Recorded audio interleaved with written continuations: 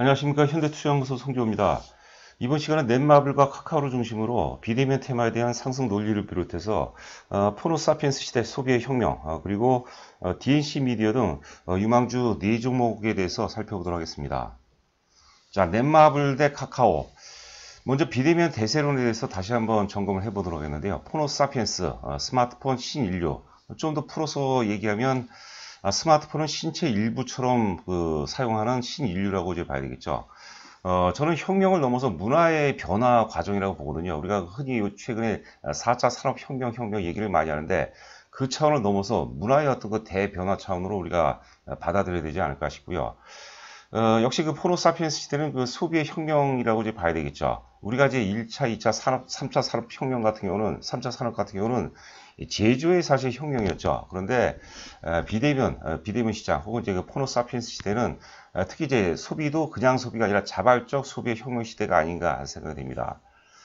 자, 두 번째는 이제 그 넷마블과 카카오 동행 가능성. 지난 7월 전까지만 하더라도 사실 그 카카오 중심의 어떤 그 시세 흐름이 전개가 됐고, 넷마블 같은 경우는 이제 그 계속해서 한 12개월 동안 이제 박스권 등락을 보였는데, 7월 들어서면서 본격적으로 넷마블도 이제 같이 카카오와 상승을 함께하는 그런 모습이었고요.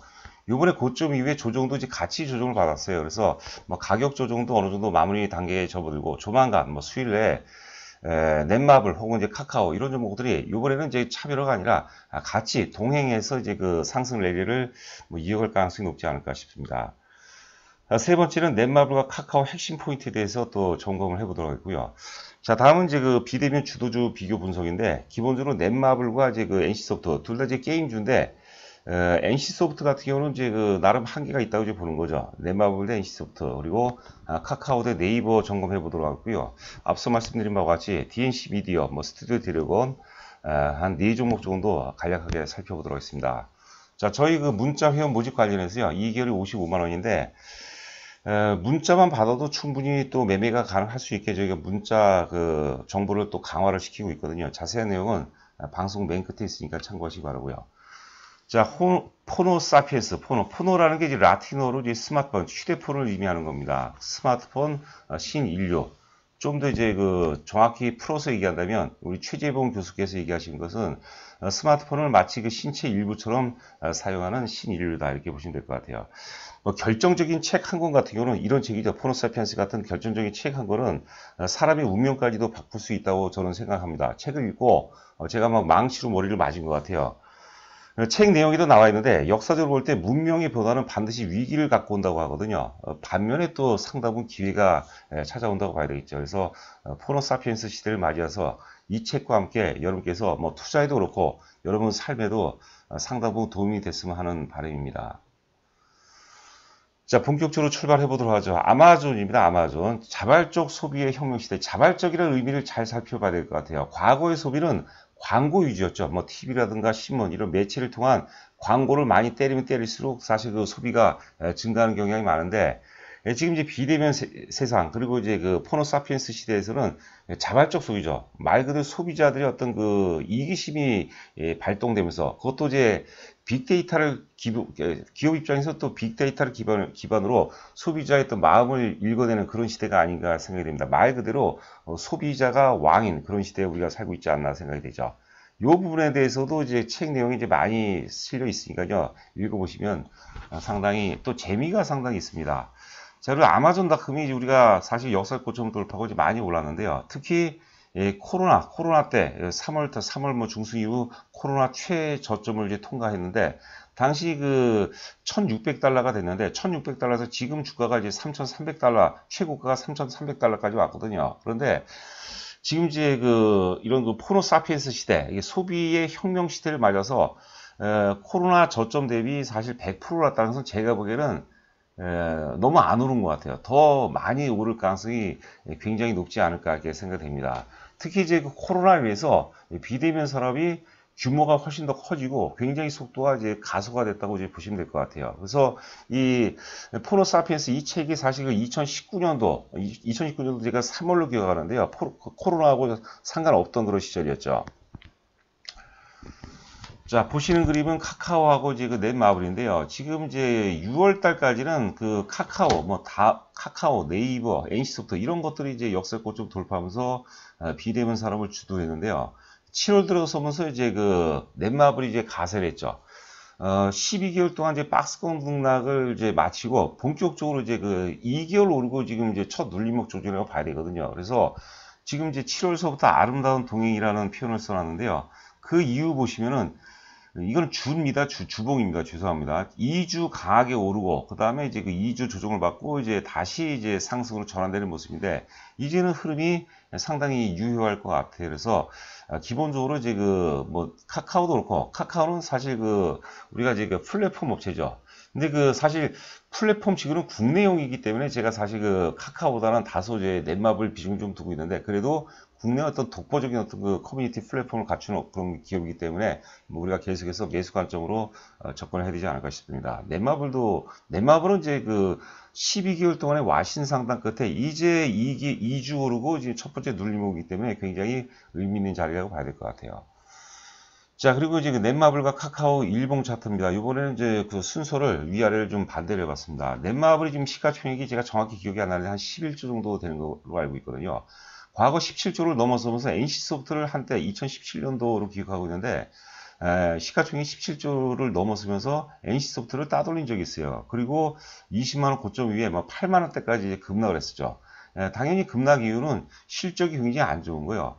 NC소프트는 어찌 보면 잠시 후에도 말씀드리겠지만 NC소프트는 글로벌 어떤 모멘텀이 없죠. 국내 절대적인 어떤 게임 업체로 봐야 되겠네. 그렇기 때문에 사업의 안정성이 있어요. 그래서 주가 역시도 굉장히 어떤 흐름 자체가 굉장히 안정된 상향 흐름을 보이는데, 넷마블은 하여튼 글로벌 시장에서 많은 어떤 노력을 많이 했던 그런 기업입니다. 그렇기 때문에 거기에 따른 어떤 시행착오도 있었죠. 그런 것들이 이제 실적이 악화가 되면서 주가가 이제 많이 빠진 상태에서 그 이후에 12개월 동안 박스권 등락 과정 속에서 저는 이제 수급 시기가 굉장히 강화됐다고 보거든요. 여하튼 간에, 얘기가 또 길어지는데, 시총이 20조 원을 목표로 하고 20조 원 돌파 가능성도 충분히 있다고 봐야 되겠죠. 지금 비대면 환경 속, 그리고 이제 포노사피엔스 시대에는 20조 원도 넘어갈 가능성이 굉장히 높다. 그렇기 때문에 이제 우리가 목표 가격도 20만원 정도 이상은 우리가 봐야 되지 않을까 싶습니다.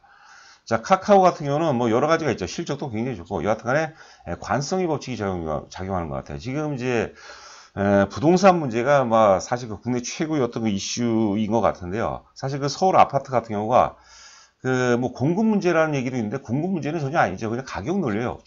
가격이 올라가니까 매수를 강화시키는 그런 단계죠.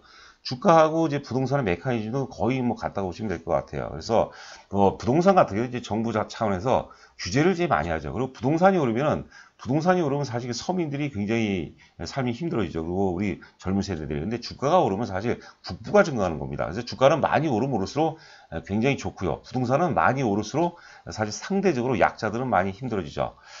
자, 카카오는 이제 관성의 법칙이 이제 개입되는 상황이기 때문에 매수를 강화시킵니다. 지금 서울의 아파트가 만약에 규제를 안 한다면 막강한 어떤 유동성, 저금리를 바탕으로 해서 계속해서 올라갈 거예요. 근데 이제 규제를 하기 때문에 이제 제한적인데, 카카오 같은 경우는 그런 식으로 이제 서울의 아파트다게 보시면 될 것 같아요. 그래서 계속해서 우상향 어떤 전개될 가능성이 높지 않을까 싶습니다.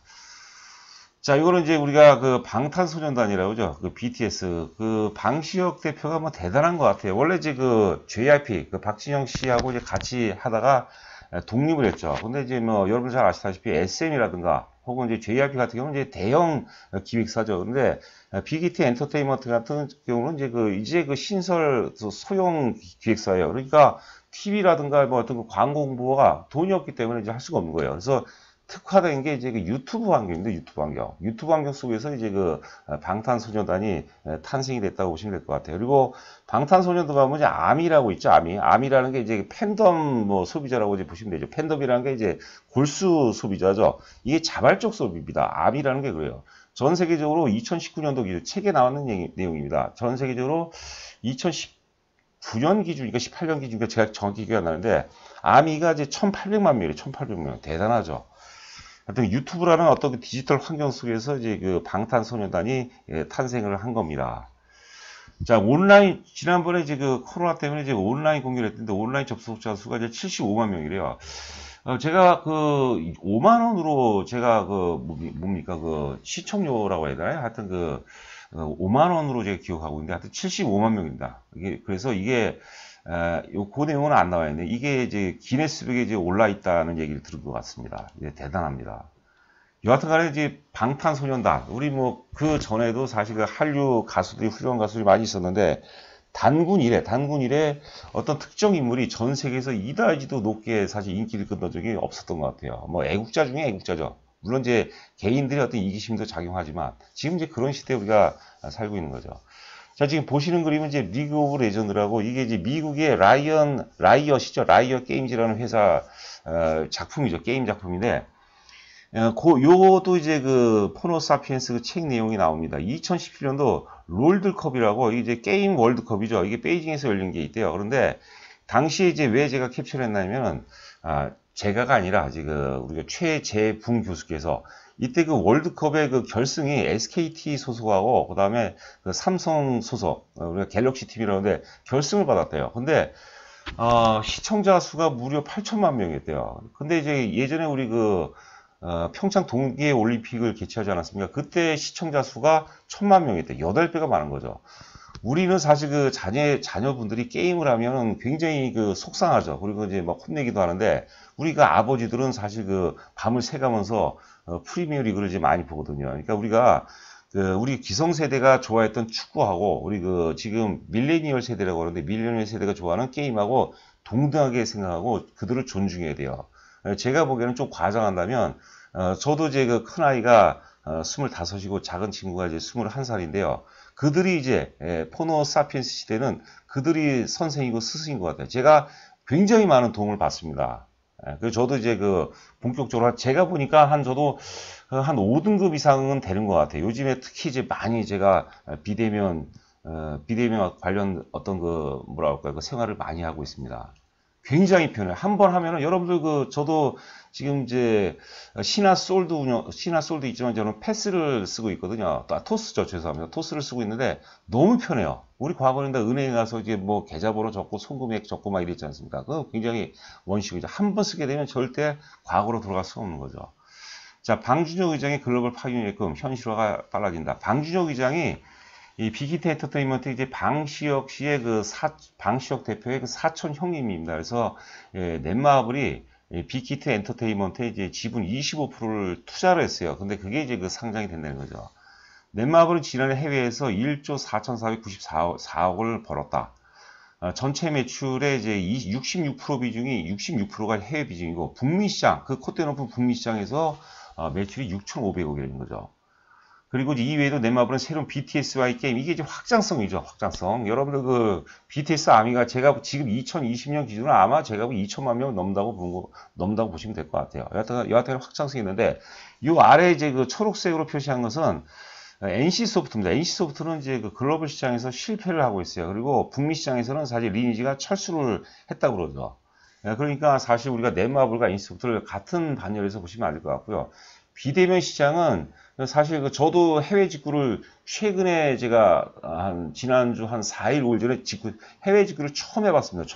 처음 해봤는데 가격도 싸고 또 배송비가 무료더라고요. 지금 이제 글로벌로 재편이 돼야 되지, 글로벌로. 소비도.